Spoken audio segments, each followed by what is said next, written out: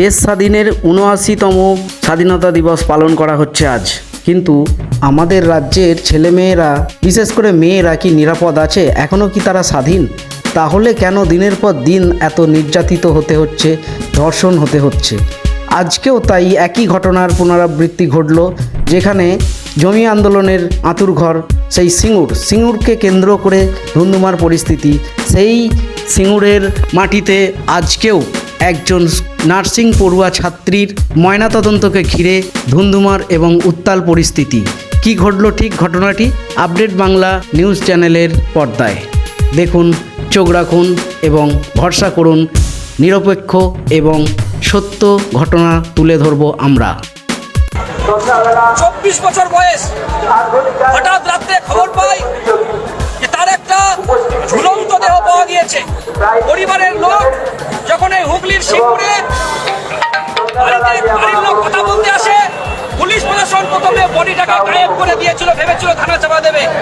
কিন্তু আমাদের SFI, DYFI এবং আইটিওআর কমরেডরা এবং গণতান্ত্রিক আন্দোলনের নেতৃত্বরা সকলে থানায় যায়, পরিবারকে সঙ্গে নিয়ে অভিযোগ জমা করে এবং অভিযোগ জমা করার পরবর্তী সময়ে ময়নাতদন্ত করার কথা বলেন। পরবর্তী ক্ষেত্রে ছাত্র যুব নেতৃত্বরা রাস্তা অবরোধ করেন এবং লড়াইয়ে থাকেন। আজকে সকালবেলায় যখন আমাদের গণ আন্দোলন নেতৃত্ব, ছাত্র যুব আন্দোলনের মহিলা নেতৃত্বরা কথা বলতে যান, তখন বলেন এখানে ময়নাতদন্ত হবে না, কোনো মেডিকেল কলেজে হবে। তাহলে আমাদের প্রশ্ন, গতকাল যারা বললো তড়িঘড়ি করে ময়নাতদন্ত এখানে হবে হুগলিতে, আর তারা আজকে কেন মেডিকেল কলেজে বলছে? তাহলে আমাদের প্রশ্ন এটাই যে তাহলে নিশ্চয় এখানকার ইনফ্রাস্ট্রাকচার ঠিক নেই, না হলে কোনো একটা জায়গায় তারা সেটিং করার চেষ্টা করছে। সেভাবে তিলোত্তমার বডিটাকে নষ্ট করার চেষ্টা করেছিল, পুড়িয়ে দেওয়ার চেষ্টা করেছিল, ময়নাতদন্ত সমস্ত রিপোর্টকে গোপন করার চেষ্টা করেছিল। একই পদ্ধতি থাকতে পারে। আজকে যখন আমাদের লোক গাড়ির সামনে দাঁড়িয়ে বলেছিল শুধুমাত্র একবার পরিবারের লোকের সঙ্গে কথা বলতে দিন, পরিবার কি বলছে আমরা শুনবো, এবং পরিবার যদি বলে বডি আপনাদেরকে নিয়ে যেতে দেবো, নিয়ে দেবে। কিন্তু এই এলাকার পুলিশ প্রশাসন আমাদের কর্মীদের উপরে মারধর করেছে।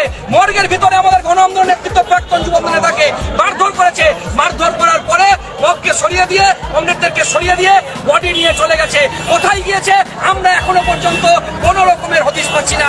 আমরা চাইছি এই এলাকার যারা পুলিশ প্রশাসন আছে, আইসি আছে, এসডিপি আছে, এসপি আছে, এদের কঠোরতম শাস্তি, এবং এদেরকে এলাকায় রাখা যাবে না। এরা এই এলাকার শান্তি শৃঙ্খলাকে নষ্ট করছে।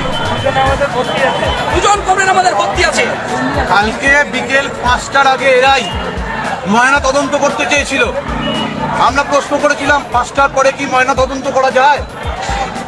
ময়না তদন্ত ঘড়ি করে প্রমাণ লোপাটের চেষ্টা করেছিল। আমরা সেই বডি কালকে আমাদের মর্গে প্রিজার্ভ করি। মর্গে সিসিটিভি ছিল না, আমাদের সাথে সুপার দেখা করতে চাইনি। সুপারের ঘরে আলোচনা হয়, সেখানে শ্রীরামপুরের আইসি ছিল, সুপার ছিল, লট অফ ডক্টর ছিল। সেখানে বলা হয় আজকে ম্যাজিস্ট্রেটের উপস্থিতিতে এবং মেডিকেল বোর্ডের সামনে ওই নাবালিকা, ওই বোনের আজকে পোস্টমর্টম হবে। কিন্তু আজকে সকালবেলা যখন আমরা যাই, তখন বলা হয় যে এখানে পোস্টমর্টম হবে না। আমরা জিজ্ঞেস করি কেন, বলে থেকে সদস্য নেই। আমরা বলি বাবা মার কনসাল্ট দিয়েছেন, বলছে নেবার প্রয়োজন বোধ করি না। আমরা জমাদের সামনে বাবা মাকে না জানিয়ে জোর করে গাড়ি, পুলিশ, শ্রীরামপুরের আইসি, শ্রীরামপুরের এসিপি, শ্রীরামপুরের অন্যান্য পুলিশ অধিকার এবং শ্রীরামপুর ওয়ালসের সুপার, তাদের মদতে আমাদের মহিলাদের উপর আক্রমণ হয়, আমাদের